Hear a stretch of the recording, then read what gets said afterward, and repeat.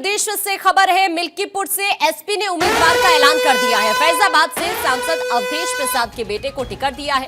अवधेश प्रसाद के बेटे अजीत प्रसाद एसपी उम्मीदवार बनाए गए हैं। बड़ी खबर हम आपको ये बता रहे हैं। 10 सीटों पर उत्तर प्रदेश के अंदर चुनाव होने जा रहे हैं, उपचुनाव। और ऐसे में मिल्कीपुर सीट को लेकर अपडेट इस वक्त ये सामने आ रहा है कि यहां से समाजवादी पार्टी की तरफ से उम्मीदवार का ऐलान किया गया है। और यहां फैजाबाद से सांसद अवधेश प्रसाद के बेटे को पार्टी ने चुनावी मैदान में उतारा है। यहां पर राजनीतिक और साथ साथ जो सियासी समीकरण है उनको देखते हुए पार्टी की तरफ से ये फैसला लिया गया है। और यहां इस सीट से सांसद अवधेश प्रसाद के बेटे को पार्टी ने उम्मीदवार बनाया है।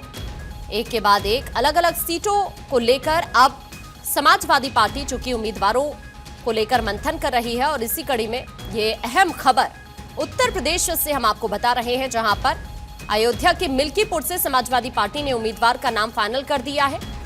और अवनीश इस वक्त हमारे सहयोगी हमारे साथ जुड़ रहे हैं। अवनीश, समाजवादी पार्टी की तरफ से मिल्कीपुर सीट को लेकर उम्मीदवार का ऐलान, यहां पर किस तरह के समीकरणों को ध्यान में रखते हुए समाजवादी पार्टी की तरफ से फैसला लिया गया, अवधेश प्रसाद के बेटे को मैदान में उतारा गया है? जैसा कि लगभग उम्मीद थी कि अजीत प्रसाद जो अवधेश प्रसाद के बेटे हैं उनको उम्मीदवार बनाएगी पार्टी, वही हुआ। और पार्टी ने आज तमाम सारे दावेदारों को लखनऊ में बुला करके पार्टी मुख्यालय के अंदर अखिलेश यादव से मुलाकात कराई गई उन तमाम दावेदारों की। और सर्वसम्मति से तय किया गया कि अजीत प्रसाद को पार्टी की तरफ से औपचारिक तौर पर उम्मीदवार वहां पर तय किया जाएगा। हालांकि भी चुनाव की घोषणा चुनाव आयोग ने नहीं की है, लेकिन तैयारियां चूंकि पहले से चल रही हैं। बीजेपी ने प्रभारियों की घोषणा कर रखी है। इसके अलावा खुद मुख्यमंत्री योगी आदित्यनाथ मिल्कीपुर और कटहरी की 2 महत्वपूर्ण सीटें जो हैं अम्बेडकर नगर और फैजाबाद की, उन दोनों सीटों पर जो है जिम्मेदारी संभाल रहे हैं। तो ऐसे में न सिर्फ एक कड़ी टक्कर जो देखने को मिल सकती है, साथ ही साथ मिल्कीपुर वो इलाका है जहां से अवधेश प्रसाद कई बार सांसद रहे, यानी आधा दर्जन, सॉरी माफ कीजिएगा, विधायक रहे हैं। आधा दर्जन बार से ज्यादा वो विधायक उस विधानसभा से चुन करके जाते रहे हैं। और वो कैबिनेट मंत्री भी रहे मुलायम सरकार में, अखिलेश यादव की सरकार में। तो ऐसे में तो अवनीश, क्या ये माना जाए कि अयोध्या से जिस तरह से उन्होंने इस बार चुनावी मैदान में जीत दर्ज की है, उसी का ये गिफ्ट भी कहा जा सकता है समाजवादी पार्टी की तरफ से कि उन्हीं के बेटे को उम्मीदवार बनाया गया है मिल्कीपुर से? ये कहा जा सकता है, बिल्कुल कहा जा सकता है कि एक रिटर्न गिफ्ट है समाजवादी पार्टी की तरफ से। तब जब अयोध्या जैसी महत्वपूर्ण सीट जो ताक का सवाल बन गई थी बीजेपी के लिए, उस सीट पर समाजवादी पार्टी ने जीत हासिल की।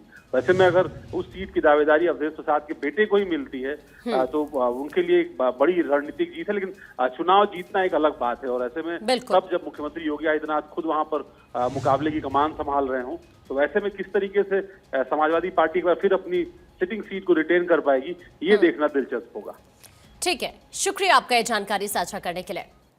खबरों में आगे बढ़ते हैं। दिल्ली में आम आदमी पार्टी के 5 पार्षद बीजेपी में शामिल। रामचंद्र, पवन सहरावत, मंजू निर्मल बीजेपी में शामिल। सुगंधा बिधूड़ी, ममता पवन भी बीजेपी में शामिल। बड़ी खबर हम आपको ये बता रहे हैं। दिल्ली में आम आदमी पार्टी के ये 5 पार्षद हैं जो बीजेपी में शामिल हो गए हैं।